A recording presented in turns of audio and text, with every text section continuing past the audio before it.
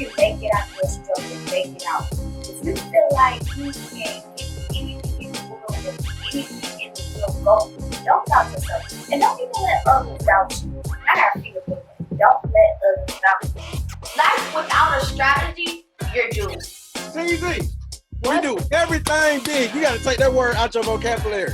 We do everything big. So you're going to say, we're going to do these big 2 minutes. We're going to do these big couch, big interviews. Man, look, okay, TZ, this is live from the couch. Anybody out there in the world, take that word out of your vocabulary. Say big. We do everything big.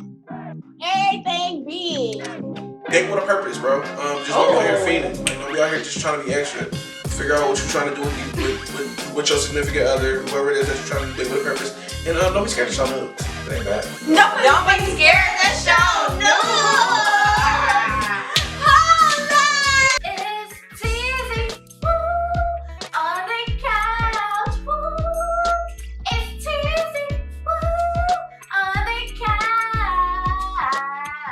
What's up, everybody? It's your girl, Tezzie on the couch, and we have Beau, Young Prince here today with us.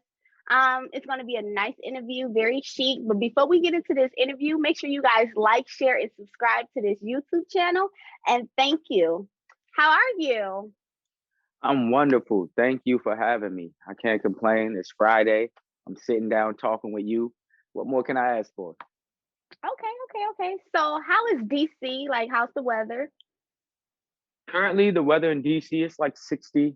Little bit of sun peeking through. Not too bad. But you know, everything's slowly starting to open back up again. So the life of the city is kind of showing up again. You know, we all been cooped up, locked down. I feel like I'm starting to see more brunches. I'm starting to see a little bit more things happening. Safe, of course, but It's feeling good in the city. It's feeling good. Well, that's most definitely good. That's definitely good. So did you grow up in DC? Yeah, born and raised. I stepped away for a few years to do college in North Carolina. But after that, I came back to DC. You know, I stayed down in DC. I pride myself in that. Okay. So when it was coming to the protests and stuff, was you out there in DC protesting? No, I wasn't on the front lines protesting. I definitely donated.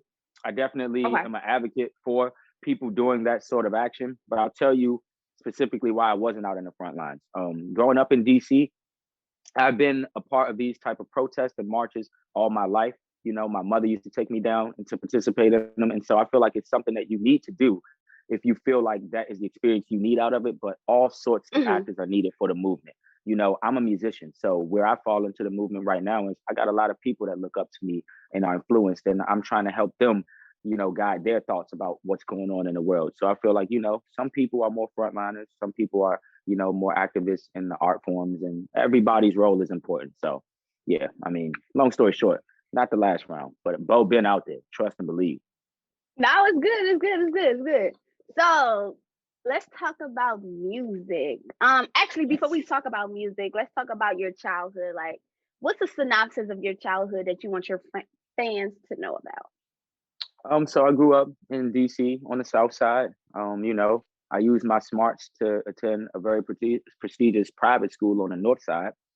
So Beau Young Prince is pretty much the bridge that, you know, is all over DC. I've walked all paths. You know, I've had all sorts of experiences. And so, you know, growing up, I just decided I would stick with the performing arts, the theater, the music. You know, I played instruments, bass and steel pan. That led to me doing a little bit of acting. And then in high school, I was like freestyling all the time. Sold my first demo for like $10 and made like over $1,000. You know what I'm saying? In high school, and I was like, I can sell music, and that just led to me sticking with it. So, you know, I've been a musician my whole life. That's what's up.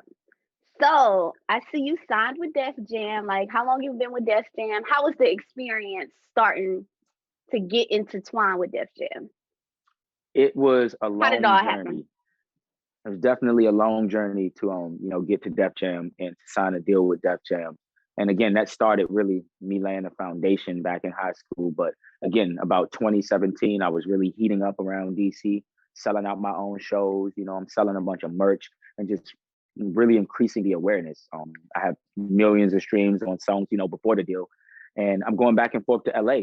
You know, 2017, a producer I frequent, TK, he hit me up like, yo, A&R, you know what I'm saying, from Def Jam is definitely interested in this song we did, and that song was Price.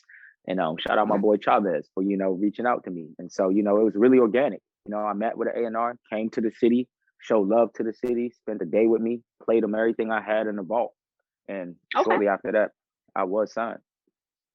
Okay, so with the signing, like, when it comes to signing deals and things like that, and that necessity, what type of deal did they give you? Like a 360 deal, or was it like overall like a good deal for you?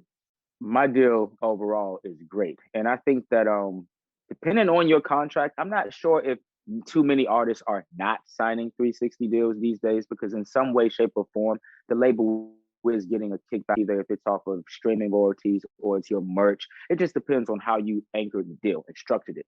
For me, I was a very smaller artist coming into, Def Jam being my first major deal. And I think I had like 3,000 followers. I had like millions of streams, but I was very small. So let's just say what I was offered was very, very, very dope, and still probably one of the best contracts that you could probably find, because it worked very well for me. Gave me room to grow, room to expand. I own a lot of stuff, and that's what I advocate for with artists. You always want to go into a deal with what's right for you. Don't look at who and so's deal, because you might not be moving as many units as they are, or maybe you aren't as far along as they are. And it's like, do what works for you. So let's just say I was paid well, and I'm still making money off my, songs that exist and then some. So I'm very happy with the contract. Woo, that's what's up. That's what's up. So, we know you do music. Like, if you had to do anything else in the world outside of music, what would it be? Honestly, I'd probably be a politician. Like, I'd probably be running for like mayor of DC.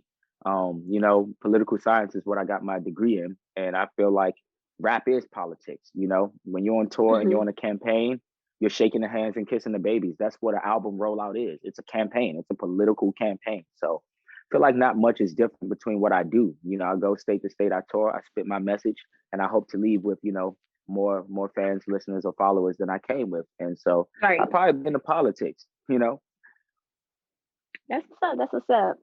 So I know you have a song out. It's called "We Got the Moves." And how did that song come about?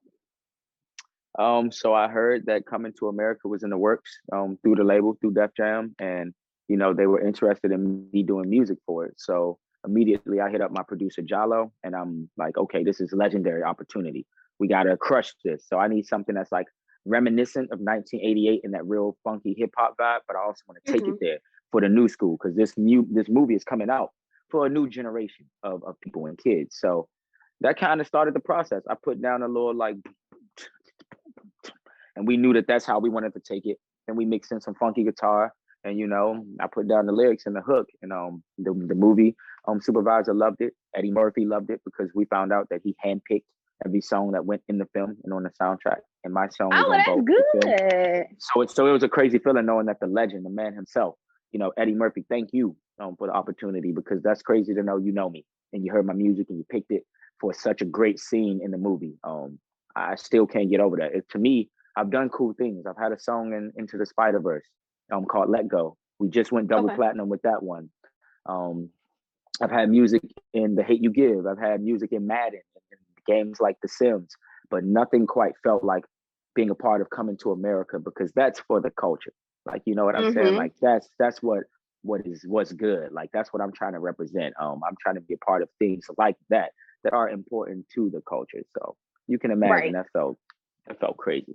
That was amazing. That was so amazing. So I'm glad you were a part of that soundtrack. Oh yeah, he did say, he let me know personally. The song is in the movie also. So make sure you guys do check out the new Coming to America sequel. Sequel. Please do. Great movie, fun for the whole family. So let's get in deeper outside of what's new. What type of music do you want to make for this new generation? Outside of still making sure the older generation are able to relate to your music also. I think that I'm a guy who's pretty hard to lock into a box of a genre, right? Coming from DC, We have go-go music, which is our local genre here, but also it's the home of punk. So I grew up, with a very like wild dynamic. At a BYP show, you're gonna hear a song that has rage qualities that I can stage dive to, but you also might hear something that's more mellow and more R&B. And so I think that's really what you can expect. This next project, we're leaving Groovy Land, because my debut with Def Jam was called Groovy Land. It's like we're leaving Groovy Land, and I'm taking you from this environment into a totally different soundscape. We got music produced by Hit Boy, Beat Billionaire, the usual suspects like Jalo and TK, and what we're crafting is our own world.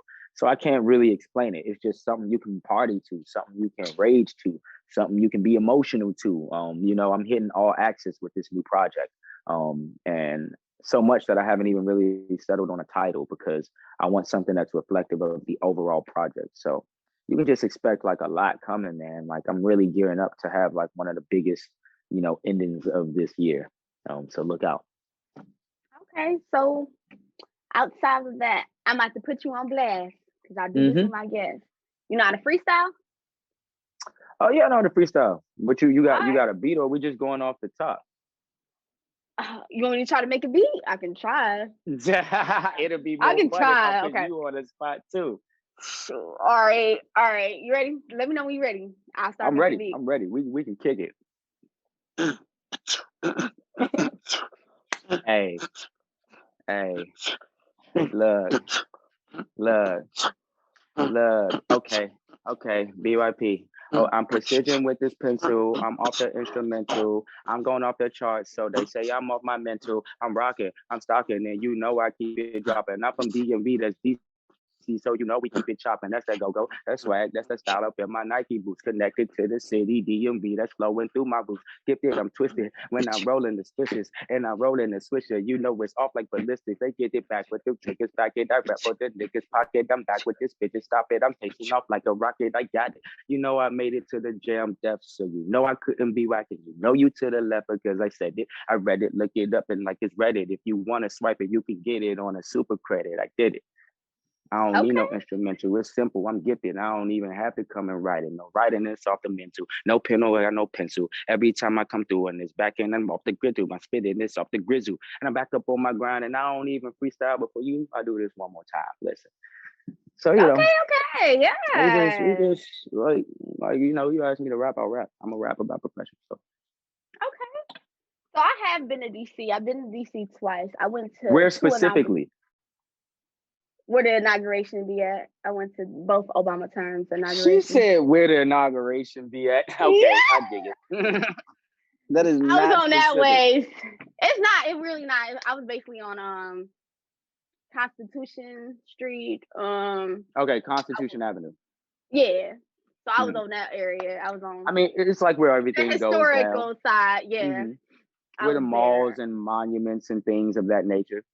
Yeah, I was all over there. I do want to come back to DC because I want to do some stuff down there. So very excited for that. We would love to have you. Well, if you come back, now you got a pal. So great to know. Definitely great to know. So where can they find you at on social media? Okay, look, if y'all looking for me on social media, you can find me at Beau Young Prince. That's at BeauYoungPrince. So that's Beau Young Prince. Is it close together or spaced out? It's all together. It's all one word. And even if you type it separately, I'll be the first Beau Young to pop up. I'm the number one Beau Young in the world. So just Google it, go to my website, whatever you want. And where can they find your music at? www.beauyoungprince.com, on Spotify, Tidal, Apple Music, Shazam, Deezer, whatever platforms have music, you can find BYP on there. Shout out to everybody listening right now. I'm grateful for your ears. Thank you for your time and thank you for having me. Thank you so much. And thank you for coming on the show. You guys, make sure you guys check out Beau Young Prince. He's out here. He got great music. So make sure you guys check him out. All right. And see you guys next time on Tezzie on the Couch.